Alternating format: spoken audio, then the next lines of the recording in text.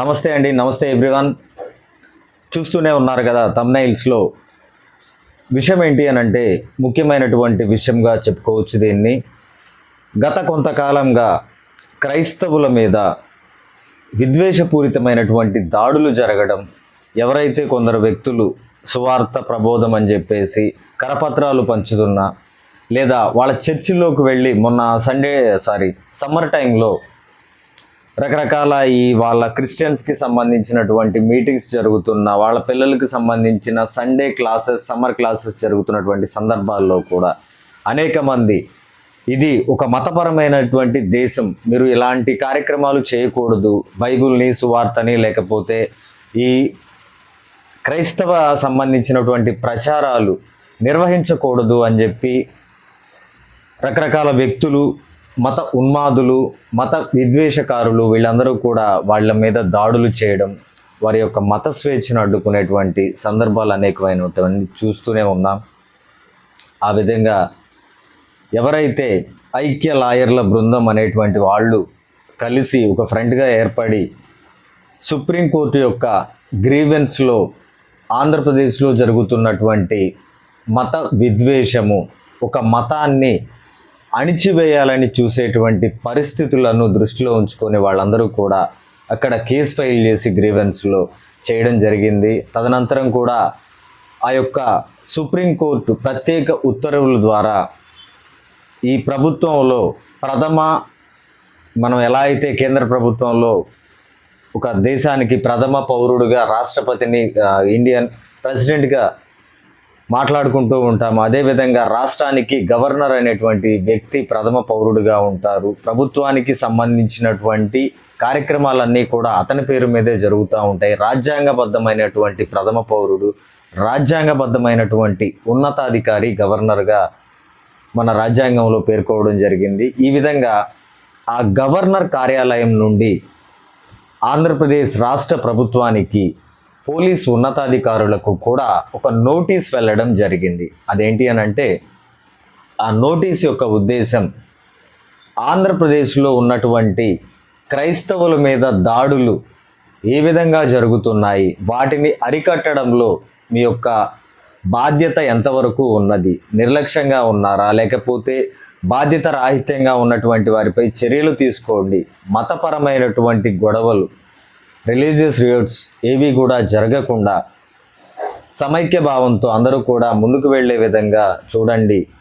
క్రైస్తవుల మీద ప్రత్యేకించి మతాన్నే ఉద్దేశంగా తీసుకొని సంఘ విద్రోహ శక్తులు ఏ విధంగా వాళ్ళ మీద దాడులు చేస్తున్నాయో, వాళ్ళని బెదిరిస్తున్నాయో, వాళ్ళని హత్యలు చేస్తున్నాయో, లేకపోతే వాళ్ళ మత స్వేచ్ఛను అడ్డుకుంటున్నాయో, అలాంటి కేసులన్నింటినీ కూడా త్వరితగతిన పరిష్కరించండి అని చెప్పడం జరిగింది. నిజానికి ఇది ఆంధ్రప్రదేశ్లో ఉన్నటువంటి క్రైస్తవులకు ఒక గొప్ప సానుభూతి, ఒక శుభ పరిమాణం అని చెప్పవచ్చు.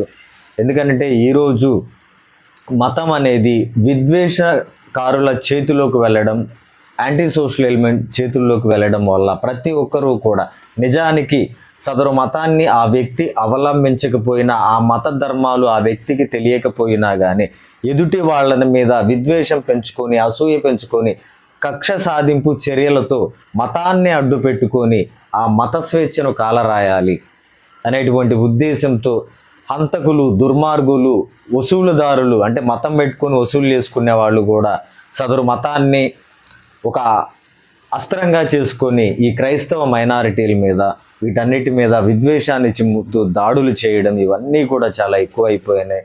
మరి ముఖ్యంగా రాష్ట్ర ప్రభుత్వం ఇకనైనా, ఇది నా యొక్క వ్యక్తిగత అభిప్రాయంగా, నేను రాష్ట్ర ప్రభుత్వానికి, గౌరవనీయ ముఖ్యమంత్రి గారు శ్రీ నారా చంద్రబాబు నాయుడు గారికి, అదేవిధంగా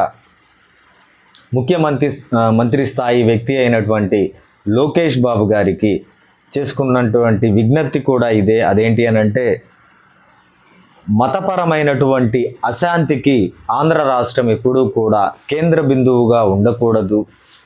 ఉత్తరాది రాష్ట్రాలలో ఏ విధంగా మత విద్వేషాలు చెలరేగి ఆ రాష్ట్ర ఆర్థిక పరిస్థితి, ఆ యొక్క రాష్ట్రాల పేరు చెప్తేనే గొడవలు మాత్రమే గుర్తొచ్చే విధంగా ఉన్నాయి. అలాంటి పరిస్థితులు ఆంధ్ర రాష్ట్రానికి కూడా ఎప్పుడూ తేయకుండా ఉండే విధంగా మీరు కఠిన చర్యలు తీసుకోవాలని మనస్ఫూర్తిగా కోరుకుంటున్నాను. ఎందుకు అనంటే మీరు నా వ్యక్తిగత అభిప్రాయాన్ని వెల్లడి చేసుకుంటున్నాను సార్. డియర్ ముఖ్యమంత్రి గారు, రెస్పెక్టెడ్ సార్. అదేంటి అనంటే కూటమి ప్రభుత్వంలో మీరున్నప్పుడు ఆ కూటమిలో కూడా మతతత్వ ప్రభుత్వాలు, వాటికి సంబంధించినటువంటి ప్రతినిధులు ఉన్నటువంటి పక్షంలో మీ మీద కూడా అనేక మంది క్రైస్తవ నాయకులకు కూడా కొన్ని రకాలైనటువంటి అనుమానాలు ఉన్నాయి. అదేంటి అనంటే ఈ యొక్క ఇతరాత్ర ఒక పెద్ద మొత్తంలోని శక్తులు రాష్ట్ర ముఖ్యమంత్రి వర్యులను కూడా కొన్ని రకాలైనటువంటి గొడవల్లో ఒకవైపు అంటే నిర్లక్ష్యంగా ఉండే విధంగా ఏమైనా పెత్తనం చేస్తున్నాయా, ఆ మతం పేరు చెప్పి దాడులు చేస్తుంటే వాటిని అరికట్టలేకపోతున్నాయి అని అంటే వీళ్ళ పొత్తుల వల్ల ఆగుతున్నారేమో అనేటువంటి అనుమానాలు కూడా చాలామంది సామాన్యుల్లో ఉన్నాయి. దయచేసి గౌరవనీయ ముఖ్యమంత్రి గారు, ఇప్పటికీ కూడా సమైక్య భారతదేశంలో అతిపెద్ద లౌకిక పార్టీ ఏదైనా ఉంది అని అంటే అది తెలుగుదేశం పార్టీ మాత్రమే. నాటి రాజకీయ పరిస్థితుల వల్ల మీరేదో ఒక కూటమిలో ఏర్పడి పొత్తులు పెట్టుకొని ఉండవచ్చు. బట్ మీ చరిష్మా కానీ, మీ యొక్క పరిపాలన అనుభవం కానీ ఈ మత రాజకీయాల కన్నా ఎంతో ఉన్నతమైనటువంటి చారిత్రక పార్టీ మీది, అది అందరికీ తెలుసు. ఈరోజు అనుమానాలకు అపోహలకు తావై ఎవరో ఏదో ఒక దాన్ని ఏమంటారు, ఒక అడకత్తెరలో ఇరికిచ్చి నేరస్తులను తప్పించే విధంగా లేదా నిర్లక్ష్యంగా లేకపోతే వెంటనే స్పందించలేని తత్వంతో మీరుండే విధంగా చేస్తున్నట్లు సామాన్యులు పొరపడుతున్నటువంటి సందర్భంలో మీరు ఏ కూటమిలో ఉన్నా ఎలాంటి మతతత్వ శక్తులు సంథింగ్ ఆ పార్టీలు ఉన్నా కానీ వాటన్నిటికీ కూడా బెరవాల్సిన బాధ్యత లేకపోతే అవి మీరు దృష్టిలో ఉంచుకోవాల్సిన అవసరం కూడా నేడు లేదు. ఎందుకు అనంటే తెలుగు రాష్ట్రాల పరిస్థితులన్నీ కూడా చాలా విభిన్నంగా ఉంటాయి. ఇక్కడ రాజకీయ పార్టీల పునాది అనేది డిఫరెంట్ కాన్సెప్ట్లో ఉంటుంది. మతం అనేది ఒక రాజకీయానికి అధికారాన్ని తెచ్చిపెట్టే అస్త్రంగా ఎప్పుడూ పనిచేయలేదు. అభివృద్ధే తార్కాణంగా మీరు మొదటి నుంచి కూడా ముందుకు పోతూ ఉన్నారు. అదేవిధంగా ఇరు పార్టీలు ఏవైనా ఉన్నాయా, వైఎస్ జగన్మోహన్ రెడ్డి గారి వైఎస్ఆర్సీపీ అయినప్పటికీ, మీరు నడిపిస్తున్నటువంటి తెలుగుదేశం పార్టీ అయినప్పటికీ కూడా ఈ రెండు పార్టీలు కూడా ప్రాంతీయ పార్టీలు కూడా మతాన్ని ఏ రోజు కూడా రాజకీయాలలోకి ఇన్వాల్వ్ చేయకుండా చాలా హుందాగా నడిపినటువంటి గొప్ప వ్యక్తులు. అలాంటిది ఈరోజు ఈ సామాన్య క్రైస్తవుల అనుమానాలను కూడా బలపరిచే విధంగా చేయకుండా తక్షణం మత ఉన్మాద శక్తులను అరికట్టాలని, తక్షణం మతానికి సంబంధించిన విద్వేష సందర్భాలను పెరగకుండా చూసుకోవాలని సవినయంగా కోరుకుంటూ ఉంటున్నాను. ఎందుకు మీతో ఈరోజు పబ్లిక్గా వీడియో చేసి మీకు ఈ విజ్ఞప్తిని అందించాలి, విజ్ఞప్తి మీకు చేరుకునే విధంగా ప్రయత్నిస్తున్నాను అనంటే మీ కూటమిలో ఉన్నటువంటి వ్యక్తులే పంచాయతీకి సంబంధించినటువంటి ఒక పంచాయతీరాజ్ శాఖ నుండి కూడా రాష్ట్రంలో ఎంతమంది పాస్టర్లు ఉన్నారు, వాళ్ళ యొక్క విధి విధానాలు ఏంది, ఇలాంటిది ఒక మతపరమైనటువంటి వేర్పాటువాదాన్ని వాళ్ళ డేటాని తీసుకునే విధంగా గతంలో కొన్ని జీవోలు జారీ అవ్వడం, అవి మీ దృష్టికి రావడం, మీరు వెంటనే వాటిని క్లోజ్ చేయడం, అలాంటివి లేకుండా చేయడం జరిగింది.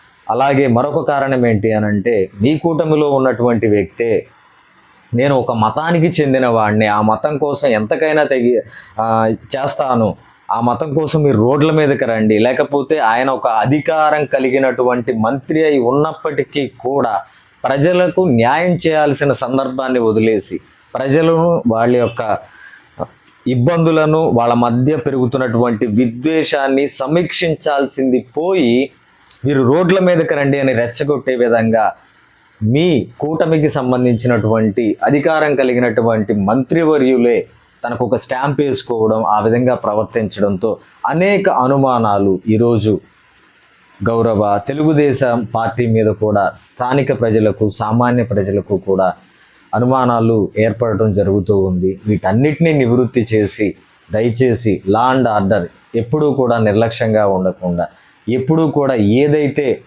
గొప్ప నినాదం ఉన్నదో అభివృద్ధిని చూసే పార్టీ అని ఆ నినాదంతోనే ముందుకు వెళ్ళాలని, మతానికి, మత అస్త్రాలకి, అతిపెద్ద లౌకిక తెలుగుదేశం పార్టీ బలి కాకూడదని, అందులో ఇన్వాల్వ్ కాకూడదని మనస్ఫూర్తిగా కోరుకుంటూ thank you so much sir.